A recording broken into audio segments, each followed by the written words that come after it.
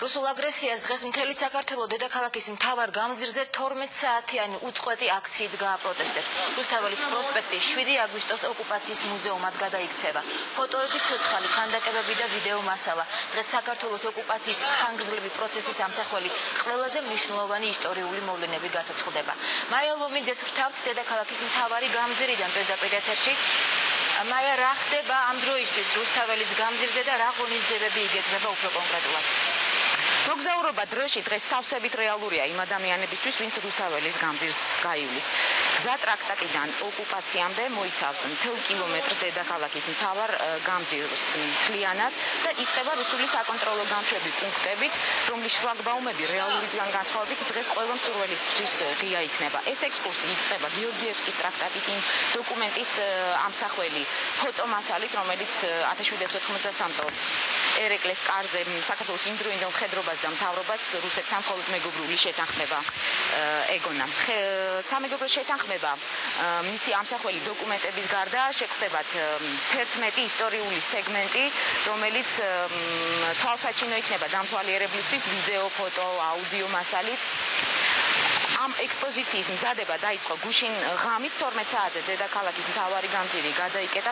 სამუშაოები მთელი ღამის განმავლობაში მიმდინარეობდა.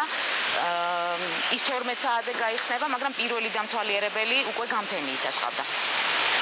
კიდევ ერთხელ მინდა დავაფიქსირო, მიზანი აქციის არის, რომ ყველამ ერთად ჩამოვიაროთ დღეს ეს 2 კილომეტრიანი მონაკვეთი და ვნახოთ, რომ ამ იმპერიას ამ 226 წლის მანძილზე საქართველოსთვის არაფერი არ მოუტანია კარგი და სათითაოდ ყოველი მოქალაქე ამ ქვეყნისა დაფიქრდეს და მოკლას მიდგომა საკუთარ გულში, რომ რუსეთი მეგობარია, სანამ უკანასკნელი ოკუპანტი არ დატოვებს ჩვენ სამშობლოს ტერიტორიას.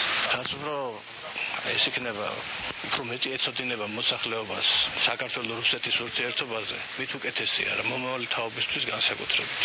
მაგრამ ძალიან ისეთი მომენტებია, ბევრი ისეთი მივიწყებული, მიჩქმალული, რომელიც უნდა ამოტივტოს დაგვანახოს ამ იმპერიის სახე, რა იყო და რას წარმოადგენს დღესაც. დღეს არაფერი არ შეცვლილა რა მის პოლიტიკურ მენტალიტეტში. დღევანდელი დღე ძალიან რთული დღეა საქართველოსთვის, ძალიან მძიმე დღეა და მე ვფიქრობ, რომ ეს აღარ უნდა გამეორდეს ჩვენი შვილების მომავლისთვის და საქართველოს მომავლისთვის. მძიმეა, მაგრამ ეს იყო და ვერსად დავაცევთ.